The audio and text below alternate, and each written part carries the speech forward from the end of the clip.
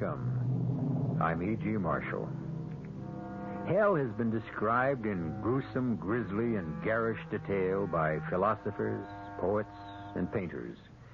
However, they are not the only ones who have had a vision of the underworld.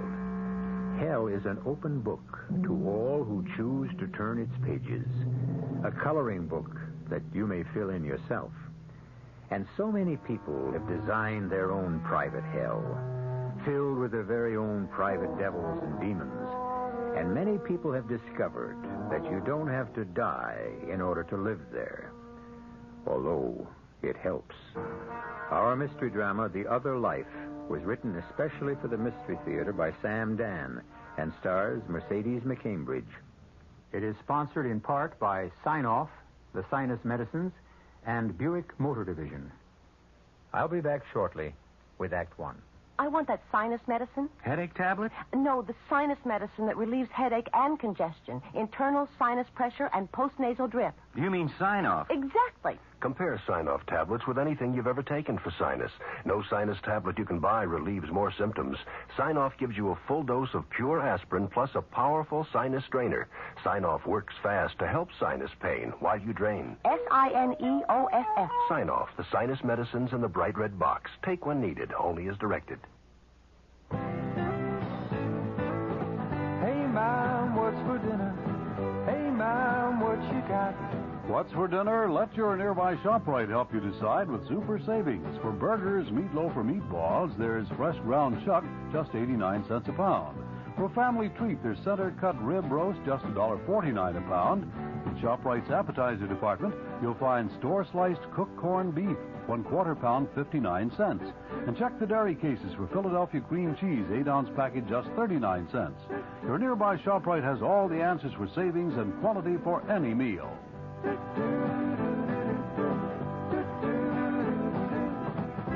loves the family. She wants the best. She does all that she can do. She lets ShopRite do the rest. Hey, Ma, what's for dinner? ShopRite has the answer. Which high-potency vitamin do physicians and pharmacists recommend most? Theragran and Theragran M with minerals by Squibb. The name Squibb on the label means that you have no doubt about the honor or integrity of the maker. And right now you can take advantage of a great special offer. Buy 100 Theragran or Theragran M tablets at the regular price and get 30 extra tablets at no extra cost. 30 extra when you buy 100. That's a month's supply for one person, but the offer's limited. Get your Theragran by Squibb now. It's the brand physicians and pharmacists recommend most for mixed vitamin deficiencies. Available at Ward's Pharmacy, 132 Main Street, Bloomingdale, New Jersey. Waters Pharmacy, 499 Jackson Avenue, Jersey City, New Jersey. Plains Pharmacy, 558 Newark Pompton Turnpike, Pompton Plains, New Jersey. And don't forget to tune in to this weekend's Jets football game, sponsored in part by your local Squibb Theragran pharmacist.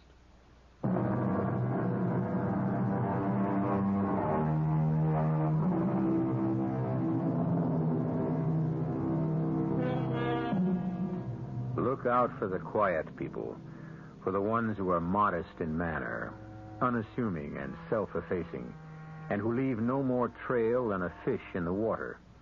Such a one is our heroine, Della McKellar, or Mrs. Frederick T. McKellar, as she is known legally.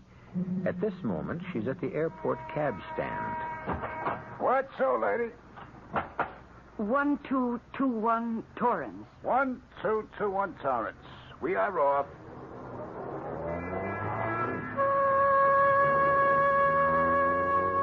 And where do you think I'm coming from? I see by your posted license your name is Bernard Weissman, number 32272642. Bernard, huh? I can also see by the tilt of your head that you're giving me the once-over in your rear-view mirror. Well, Bernard, I'll wager I know exactly how you are sizing me up. This is a married broad. Age. I can't give her much less than 35. Looks. Come see, come sa. What we got here is a respectable, quiet, mousy, middle-class dame. And I can tell you've written me off because you're not eyeing me in the mirror anymore. Oh, how little we know, Bernard. How little we know. I am in your cab because of a chain of events. A chain that led me into your cab and will lead me beyond it.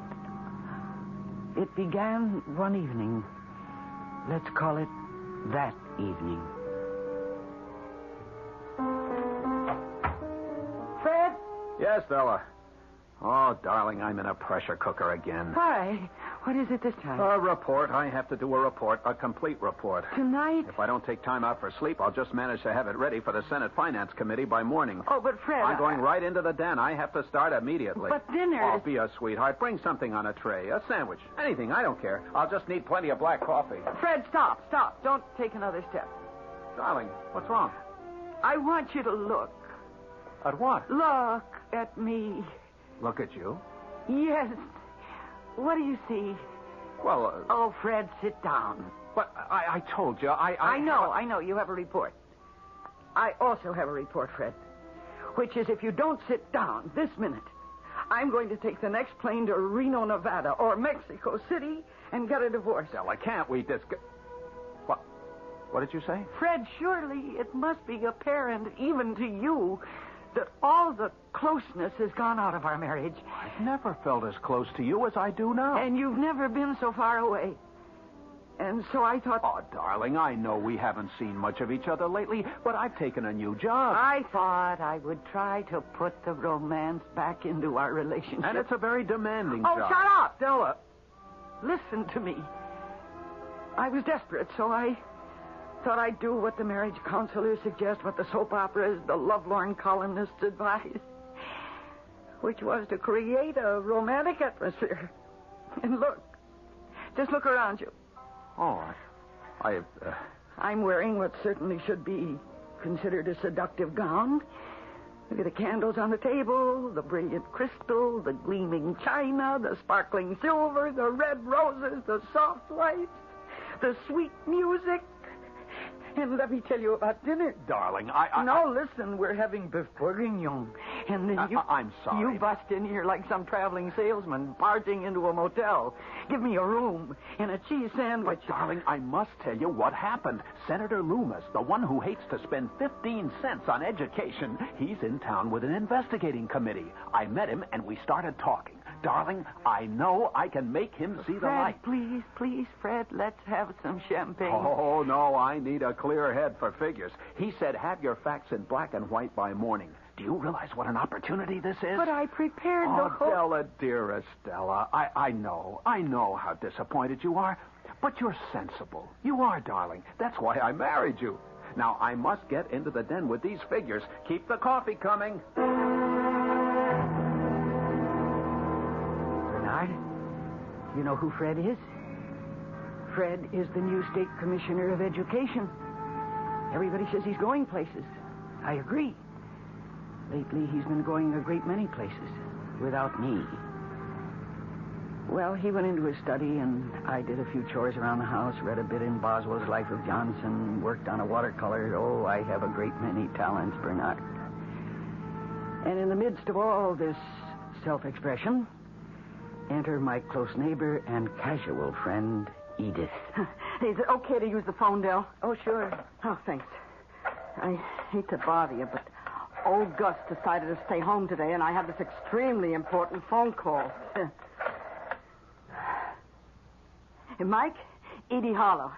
Oh, you're sweet. Look, 10 on Handy Andy in the first at Ormond. Do I still have time? Oh, just. Okay, on the nose. And Mike, call me back at this number. It's my neighbor. She's okay. Yeah. It's at 206-3636. Yeah, sure thing. In a couple of minutes, they're off. Edith, will you have a cup of coffee? I'd rather have a drink. Oh, don't bother. I see the bottle and the glasses. Pour you one? I don't drink. Oh, that's right. You don't. Handy Andy, I presume, is a horse. Oh, Handy Andy is a 5-year-old bay gelding, and he cannot lose. Oh, come on. Be smart. Bet on him yourself. Oh, I never bet on anything in my life. Well, you're overdue. Put a tenner on him. No, I was brought up to believe it's wicked to bet on horses. Well, yeah, it is wicked, but look, if you don't do something wicked now and then... come on. Take the plunge. I'll call Mike and put down a bet for you. Oh, hey, if that's Mike, my watch is slow. I was lucky to get down myself. Well, then it's too late for me. You mean you would have put down a bet? Look, I'll tell you what I'll do. I'll give you half of mine. $5. What do you say? Once I talk to Mike and find out, it'll be too late. Oh, come on, Del. What's $5? Live a little. Well, all right. Okay. Hello? Yeah. Okay. Well, let's go downtown and collect. Oh, I don't want to go rushing downtown just to collect $5. $5? He went off at 20 to 1. He brought home 200 for 10. You're entitled to half. You win 100.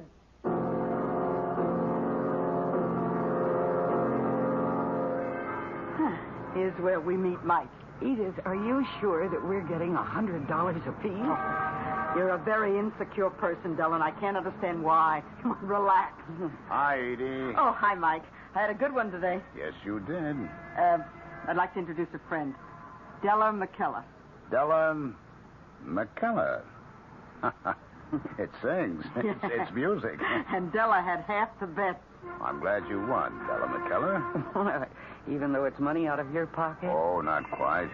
You see, there were 15 horses in the race. Not all of the people bet handy-andy. Well, I hope to see you again, Della McKellar. Oh, no. I made one bet and I won. I'll quit while I'm ahead.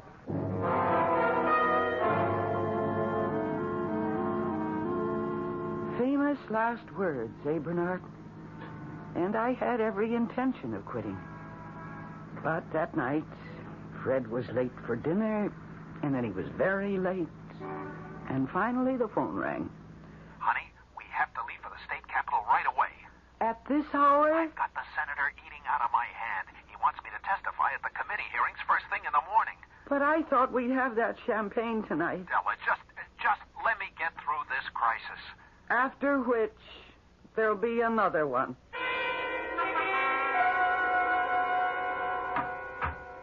Well, Della, you ready to break the bank at Monte Carlo? No, thank you. I've had my mad fling. And besides, I'm due to teach my classes at the settlement house. Oh, well, I like Jackie's boy in the fifth. How can he lose? I got a hunch on this nag. Okay, I'll go along. How much? Well, I'm ahead 100. Why not all of it? Well, it's best to do these things slowly. Why? If he's right, he's as right for 100 as he is for $1. It shouldn't be the size of the bet. It's the strength of the conviction. Honey, you are a horse player. Call Mike.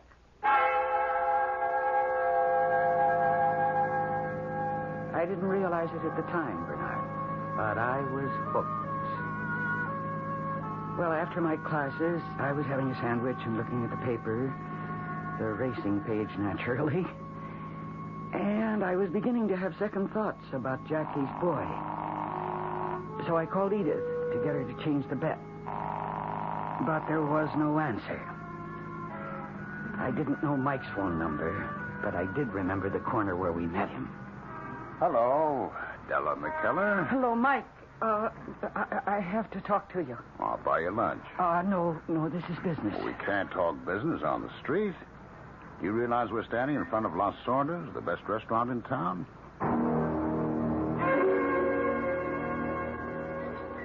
How do I go about changing my bet, Mike? All you do is tell me. Well, see what it says in the paper? Jackie's boy likes a fast track. But if you look at the weather map for upstate, where Ormond Park is, it rained there all night. So that track must be mud by now. Now, here is Sweet Reward. He loves mud. He finished in the money his last 3 times out. So I like him. Well, you got him. Did anybody ever tell you how lovely you look when you get all excited and breathless like that? Well, I wanted to straighten out that bet, Mike. Well, it's a good thing he goes off in 3 minutes. No, don't leave. Why not? Tell me all about yourself. Why are you unhappy? Who said I was unhappy? Well, you have to be unhappy to gamble. Why do you say that? Because real excitement and adventure are missing from your life. You have to buy it at the table or the track.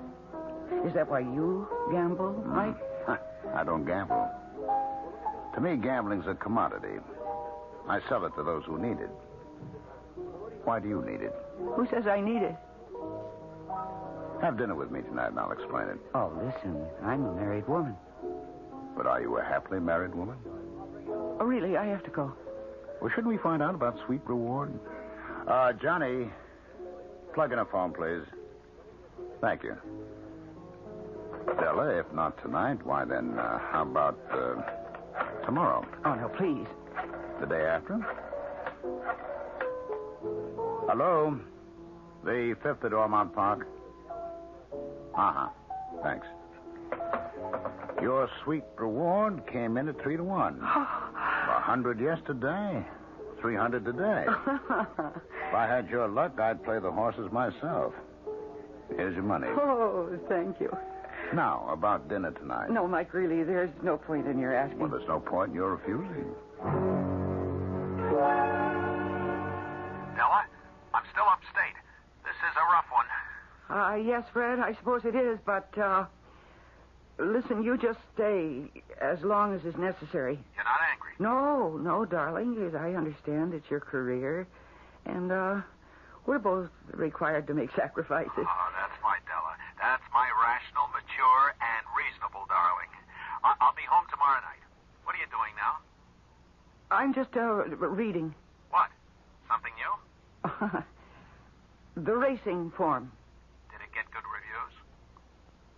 Mixed.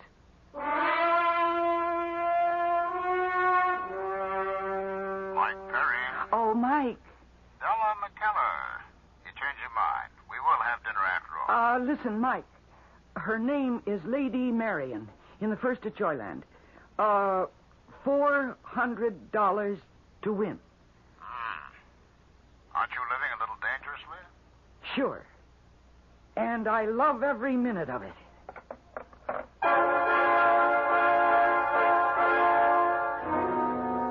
And so would you if you won every time you bet, which is what our Mrs. Della McKellar is doing.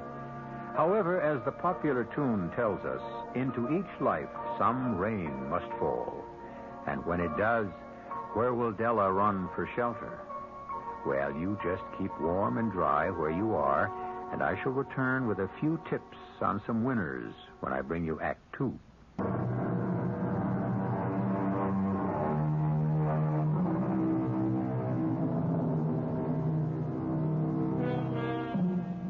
It should be obvious if a man has an attractive wife and he neglects her. She will, sooner or later, find something and someone to occupy her time and energy, which is what Della McKellar seems to have done. Not only is she having a fantastic run of luck with the horses, she also seems to be scoring with the bookmaker. Well, Bernard, the night before, I had put all my winnings, $400, on a filly named Lady Marion. And the following afternoon, I was leaving the settlement house, and at the curb was parked a brand new, long, black sports car. And at the wheel, the very good-looking, the smartly dressed Mike. He could very well become a problem. But I wasn't sure I really cared. Hop in. Oh, really, I shouldn't. I have news for you. You just won $2,000. 2,000. You put 400 on Lady Marion at 5 to 1. Oh, Mike, thanks. The proper way to thank me is to have dinner. Oh, no, I told you I'm a married woman. Well, I'm a married man, so it cancels out. Well? I have to go home, Mike. You're a slave to convention. Aren't we all? Oh, no. And that's one of the things I'm going to teach you. One day.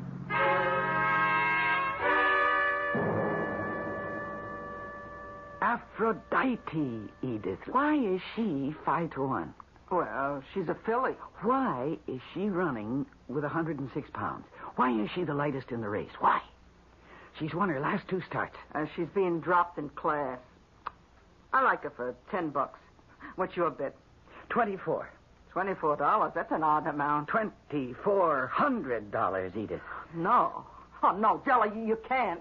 Della, you're crazy. I won't let y'all stop you. Oh, please, Edith, don't take on. You were right about me. I am a gambler. I'm not like you, venturing $5 or $10 for a thrill. No, sir, this to me is a living. It's a way I never lived before. I can't explain it. Oh, Della, I wish I'd never introduced you to this.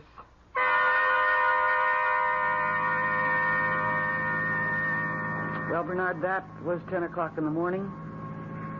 And somehow I made the time pass in the settlement house, and it passed by quickly because a woman reporter came round to interview me. See, I was human interest, the wife of the dynamic new commissioner of education. Everybody knew that he was going places. Well, how does it feel to be the wife of such an exciting man, Mrs. McKellar? Well, it's so marvelous. They say he has a career in politics if he chooses, and you are certainly a great asset. You're never in repose. Like your husband, you seem to be on the go all the time. Where do you get all your nervous energy? Could I tell her that I bet on the ponies, Bernard?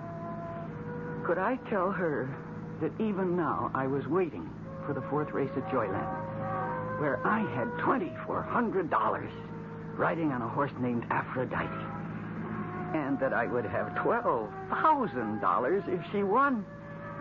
Is it any wonder that my eyes were shining, that my cheeks were glowing? Well, finally, the lady reporter had enough of me, and then I was told that I had a phone call. Honey, change in plans. Plans? Yeah, we discussed it last night on the phone. Oh? Senator Loomis and I and some party leaders will be in on the 6 o'clock plane. We're having a victory dinner at a place called, you never heard of it. It's on Lower Broadway, Las Sordas.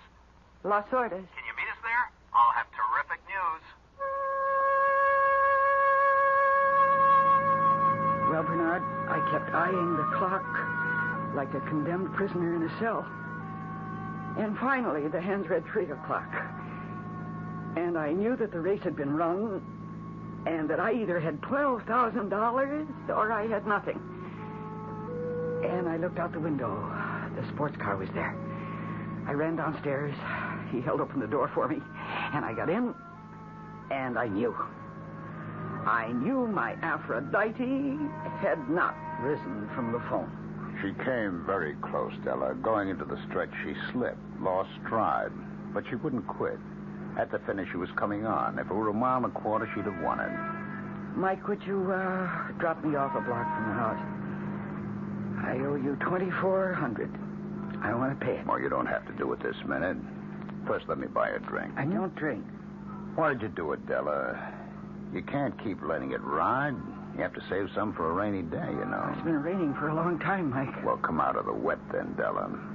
Away from the cold and the damp, I know a place where it's always bright and sunny. Is this the cheer-up service you extend to all your lady customers? Oh, it's a brand new service. I never tried it before. Do you know you were the absolute hit of the evening? Was I, Fred? You bet you were. And, Del, they want me to run for office. Darling, are you listening? Don't you have an office now? I mean elective office. You mean politics? I'm in politics now. That's what this is all about. I could do more for education if I were in the legislature. And from there... Oh, Della, you know what ties the ribbon around the package? You. You're my biggest asset. You're attractive. And the work you've done with the kids, who'd ever have thought it would pay off? I work with other people's children because we have none of our own. Senator Loomis says there's nothing like kids for a candidate. We should give serious thought to adopting one. For votes? You never wanted to adopt a child? Well, Della, we both want one. And we'll have to work very hard.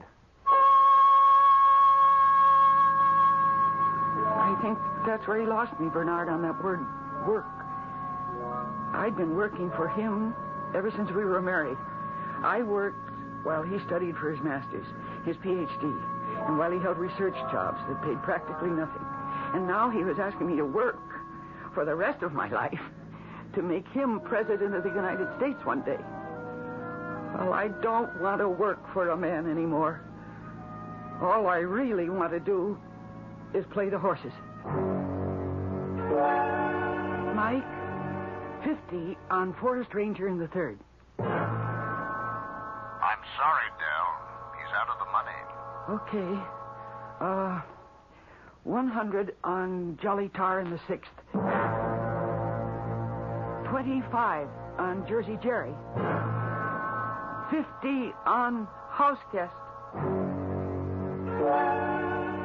I'm sorry, Della. But how does it happen you're out of money? Well, Fred, we do a lot of entertaining. You know, there's food and liquor. Oh, I know, but it seems to me that... Oh, please don't lecture me on how to run a household.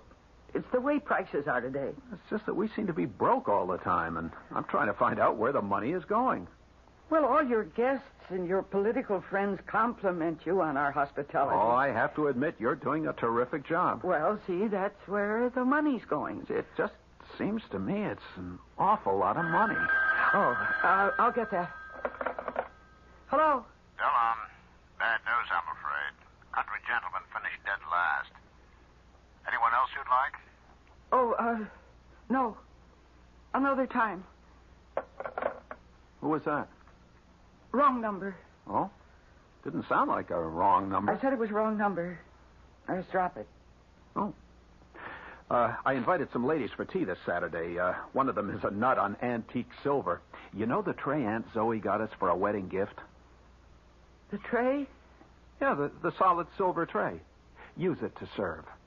Oh, we never use that. I mean, it's ugly. I described it to Mrs. Wheatley. She's dying to see it. Do I have to tell you what I did with that tray, Bernard? I used it to raise $500 to bet on a horse named Foolish Pride. Well, it was a foolish bet. But now I had to get it out of hock.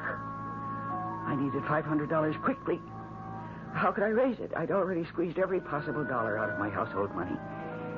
But then I saw my salvation. His name was Silver Knight.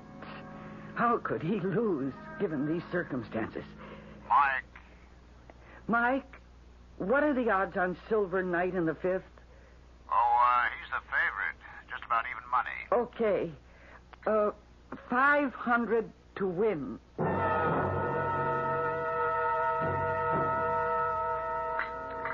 Hello, Dann. Sit down. I'm sorry about Silver Knight. Mike, I came down here to tell you, that I... That you don't have $500, huh? How did you know? Well, it had to come to this one day. Well, if you're so sympathetic, why did you take my bets? Oh, you'd only go to some other guy. And to him, you'd just be another customer. Oh?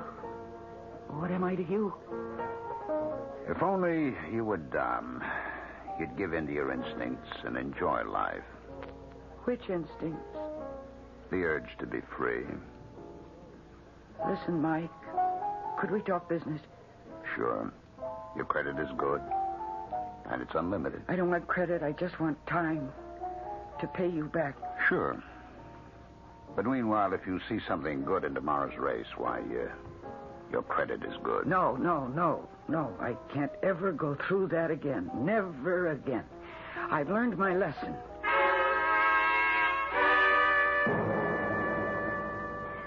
Mrs. McKellar, aren't you going to show us that antique silver tray your husband told us about? I'd love to have a picture of it for the paper. The tray? Oh, yes, of course. Would you ladies excuse me for a moment? Darling, what's the problem? Fred, the tray.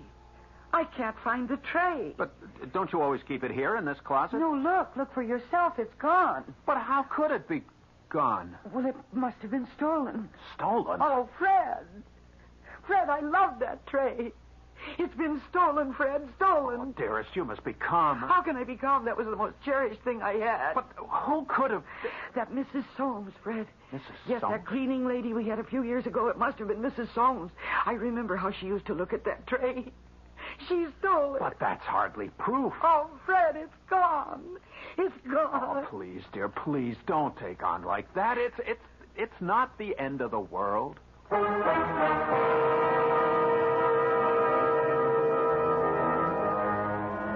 They say your dyed-in-the-wool compulsive gambler must eventually break all of the commandments. Now, where are we with Della so far? Stealing, lying, false witness? How about adultery? She's been flirting with that ever since Act 1. We'll see how far she goes when I return in just a few moments with Act 3.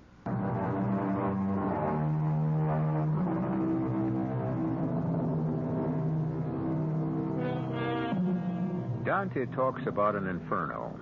Dante never met any horse players.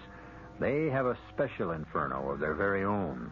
It's a place of illusion, a strange land of delirious hopes that rest on quicksand, where winners and losers alike are haunted, driven creatures. Well, Bernard, I held out for a week. And then I proved I was a horse player to the very marrow of my bones. Because I came up with a system. And it was Fred, of all people, who inspired me. Do you realize you were the most intelligent person in the room? Not only did you know what Einstein's formula E equals mc squared means, you could actually explain it intelligently. It all has to do with timing. Timing? That's right. It's timing. Why didn't I see that before? It's timing. All other systems have to do with past performance. But the fact is, the longer an animal has to wait... An animal? The more nervous it becomes. Therefore... Therefore what? Honestly, Della, sometimes it's so hard to follow you. I notice you only bet the first and second races, Della. Yeah, that's my new system. You see, the longer a horse waits to run, the more nervous it becomes, huh? The more energy is drained away. It sounds crazy, but I have to admit it works.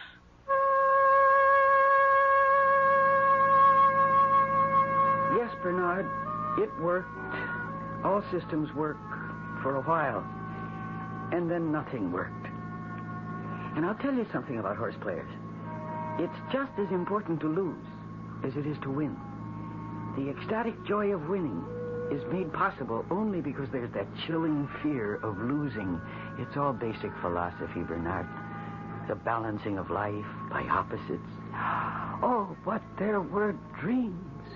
Terrible dreams. Is it true? You are an incurable horse player? Your credit is unlimited, Della. How could you do this to me? How could you do this to me? Is it true? You've been having an affair with a notorious gangster? How much money have you squandered? You sold Aunt Zoe's silver tray to bet on a horse? Follow your instincts. Be brave. Brave. Brave. Della? Huh? Della? Oh, yes, Fred. What is it? More coffee? Dear, sometimes it seems that you're in another world. Who? I think you're exhausted, and it's my fault. I've been working you so hard, but everyone agrees you are a terrific lady. Oh, darling, could you go to the bank for me and cash a check? What? I won't have a chance, and it's $100. Expense money for my trip tomorrow. I'd rather not. Well, Della, what is it? Is something wrong? Oh, no, You really have to do this for me, darling. I'll need the cash. I tried, Bernard. I really and truly tried. But the horse's name was Centurion, which means leader of 100. How could he lose? I rang Edith's bell. We hadn't been seeing much of each other lately. Edith, do you know another bookie? I see. You're on the cuff with Mike and in so deep. I only asked you if you knew another bookie. Oh, get out of it, Della. He's sweet on you. He'll wait forever. Don't ruin it for yourself and Fred. Edith, do you know another bookie? I wouldn't be doing you a favor, Della. You weren't doing me a favor the first time either. A cigar store across town on Hawkins near 12th Road. Ask for Chuck.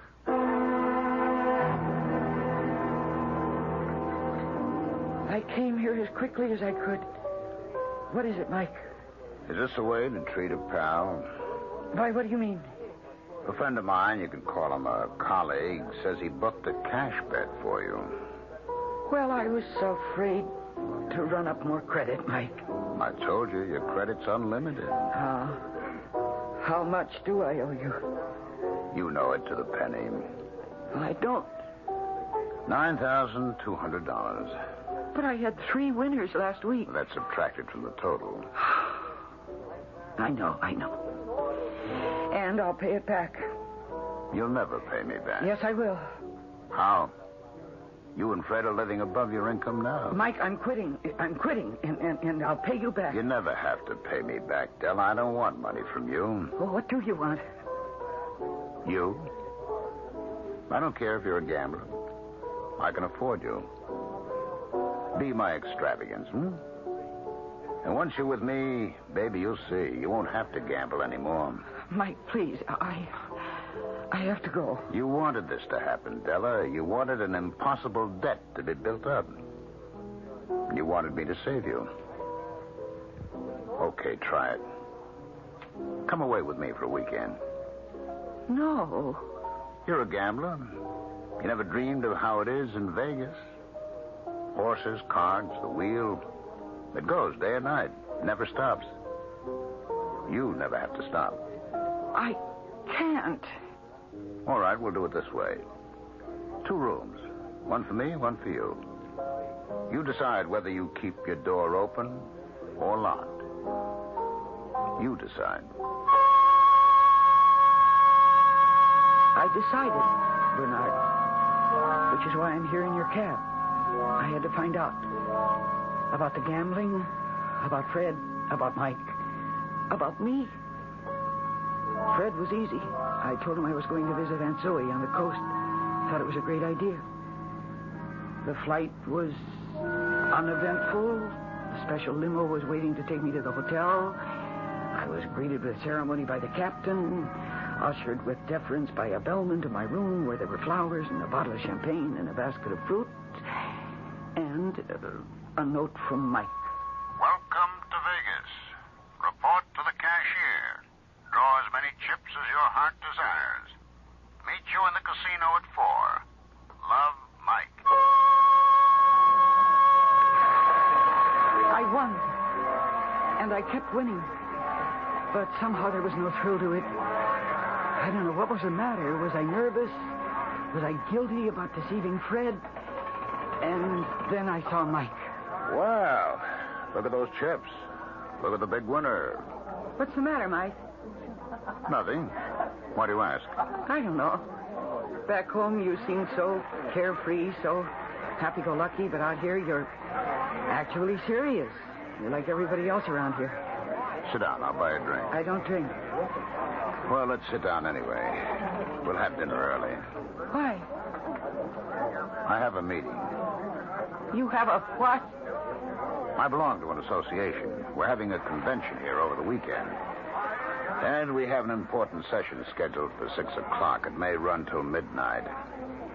Now, honestly, honey, there's so much action here, you'll never even miss me. Mike, I have a husband who treats me this way.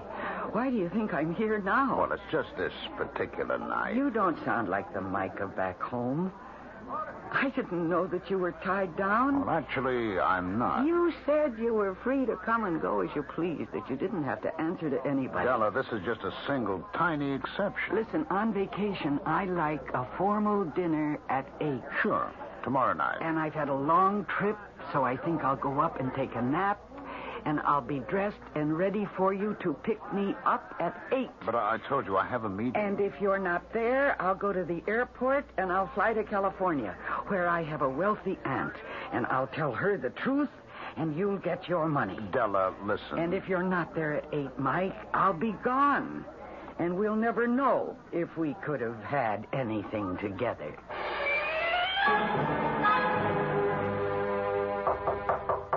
Come in. Mike. Yes, Della, Mike. 8 o'clock exactly. I thought you had a meeting. I did. Did you care to talk about it? Well, it seems this is to be a weekend of decision for us both. I guess I have to make a decision, too. Mike, you look very handsome. I feel handsome. Yes, May we come in? you are in. Introduce us, Michael. Mrs. McKellar, may I present Mr. Carl Leon and his associate, Jean. How do you do, Mrs. McKellar? Michael, Joe tells me you cannot make the meeting. Yes, Carl, that's right. I can't. I see. But I need you there, Michael. Do you mind, Michael, if Mrs. McKellar and I talk in private for a few moments? Excuse me, please, Della.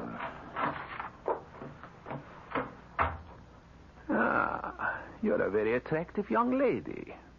But then Michael always did have good taste, which is why he married my daughter, Julia. You knew he was married? Yes.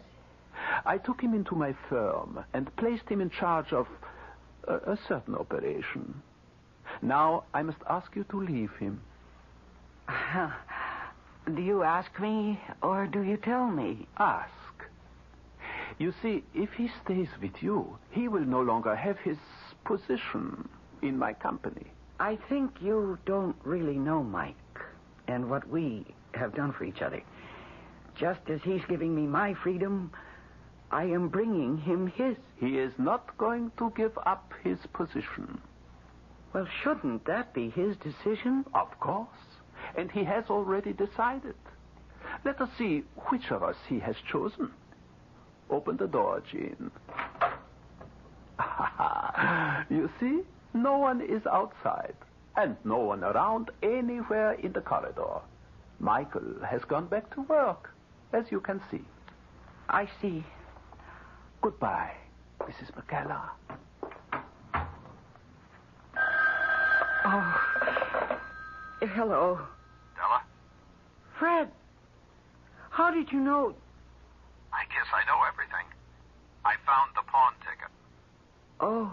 And all kinds of racing papers. Oh. And I spoke to Edith. She thought it best to tell me everything. Oh. There's a scrap of paper in the wastebasket with your plane and hotel reservation. I guess you really wanted me to find it. Oh.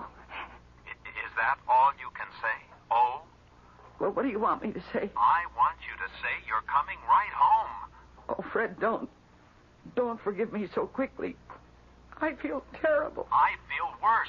Do you think you could ever forgive me?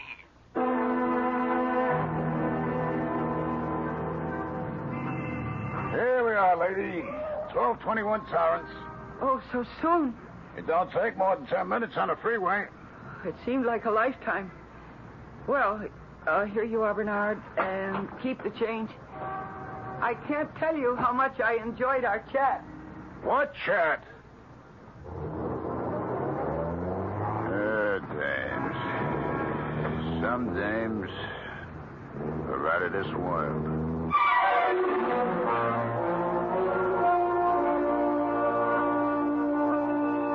Yes, they certainly are. And so are so many of us, out of this world.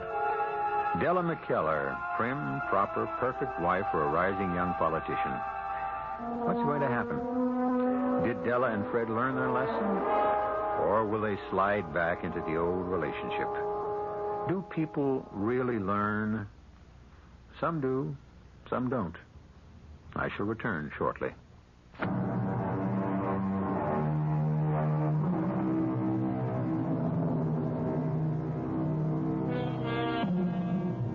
The other life. If the Lord granted the cat 9 lives, does it stand to reason that he allows us only one? Stop to ask yourself, how many lives are you leading? Our cast included Mercedes McCambridge, Ralph Bell, Bryna Raeburn, and Elliot Reid. The entire production was under the direction of Hyman Brown. Radio Mystery Theater was sponsored in part by Anheuser-Busch Incorporated. Brewery...